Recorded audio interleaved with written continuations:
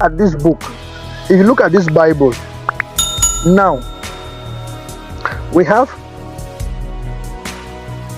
this is one particular font which is on the full the back of this Bible. In front here we have two different types. We have one here, this Holy Bible, and this is another one there. This there is different, it's a different font. Then this in the middle here is another font. Are you getting me?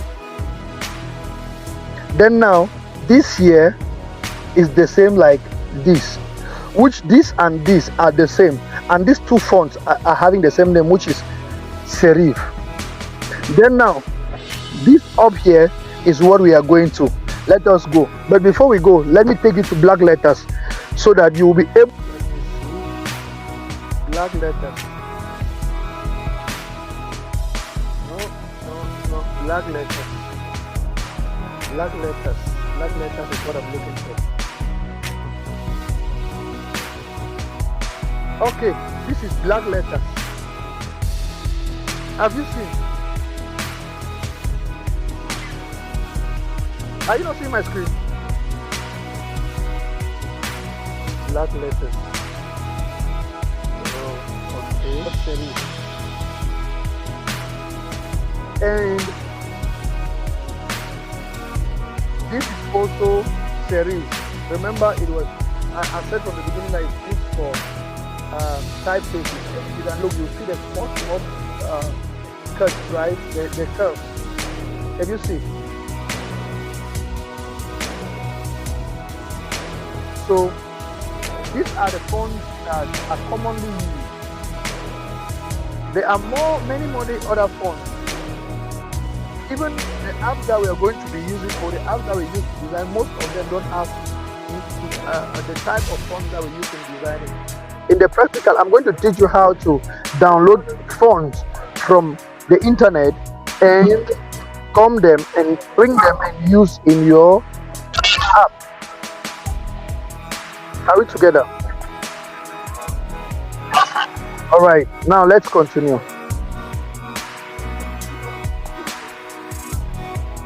3, always spread your fonts when they are too close, because when they are too close, your message will not be. Sometimes you need to spread them out. But in the practical videos that I'm going to give you on how to use Pixel app, I'm going to explain to you how you can spread your fonts so that the fonts that are too close will be able to be spread out. There are some script fonts that are very choked. If you don't spread them out, you will not be able to read. So sometimes you'll need to spread them out in order to be able to read them. And the fourth point, I said, always do research to understand. Always do research to gain knowledge on fonts that will communicate your message. For instance, if you want to design something as somebody who is just getting into the field of graphic design, you must be able to always use your internet, your Google much, so that you can get more knowledge. You don't want to, or you believe that you can come to me if I'm around. If I'm online, just ask me I want to design this, which font is going to communicate it.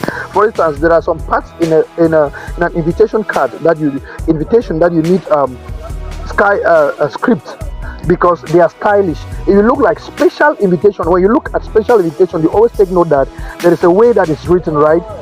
Like the script. If you are recalling, yes. So now when you go inside, we have now the serif. So these are two things that you should take note of.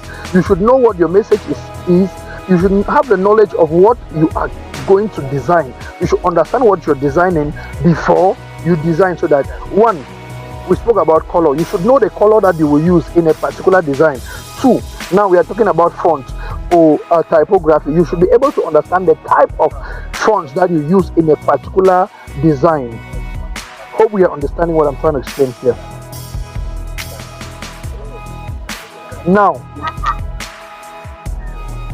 there are some fonts that have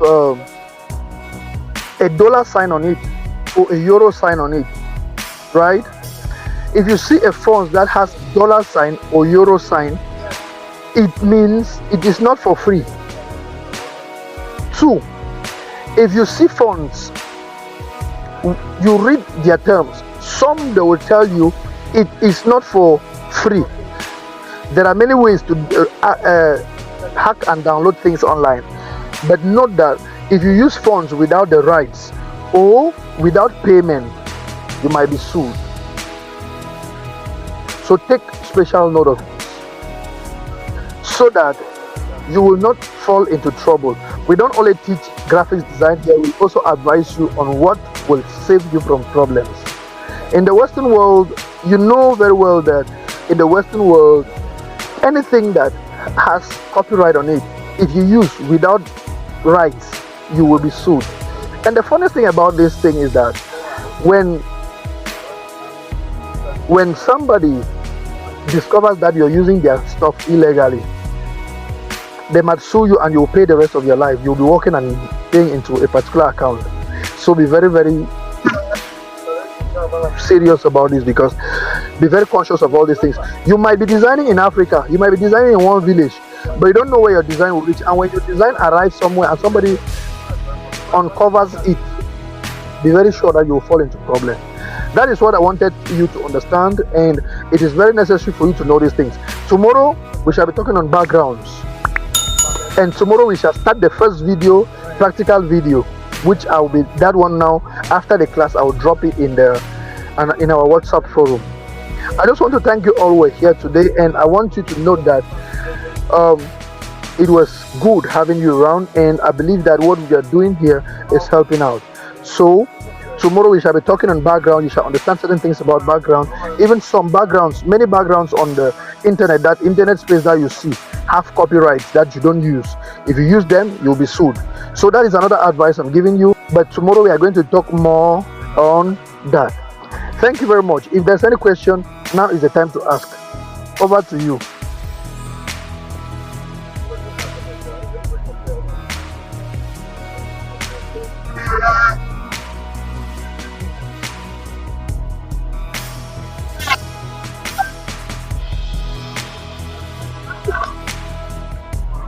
A question which was I said there are some fonts that are not freely used, and how can we know if the fonts are not to be used or not? If you listen very well, I made a statement. Now you're shaking your head. Did you know that you could ask that question? You were asking the question and I heard part of it. Now it's none I'm understanding. So now, Mr. Innocent, what I'm saying is this. 1, before you download any font, right?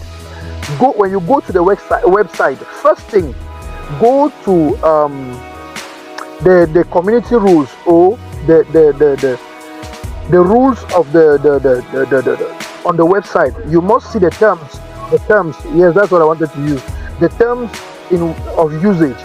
You will read through before you download, in order to be on a safe side. When you read through, you discover that they are free, you can download it and use. But if you download it without rights, if it is supposed to be paid, or if it's not for public or for commercial use, you'll be sued. Some, when they say commercial use, there are some that somebody says, okay, you can do your private stuff with it. For instance, I am Benjamin, I designed something for Benjamin, and I use it as Benjamin. It cannot have problems. But if I do it for business, like for instance, if I do an advert now for somebody and I use a particular font or background or something that I've taken from the internet that was not supposed to be used, there will be a problem. Hope you understand now.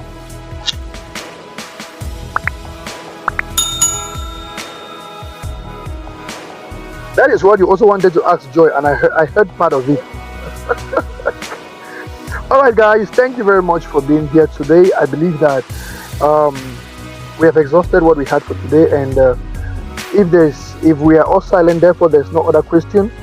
And I just want to call on us that tomorrow we should be here on time, and so that we can go through. Tomorrow we'll be talking on background, and after background we'll be going on the first video, practical video, which shall be removing background. or to remove your background and transfer it to another image. Thank you very much and God bless you. Have a splendid night. I love you all.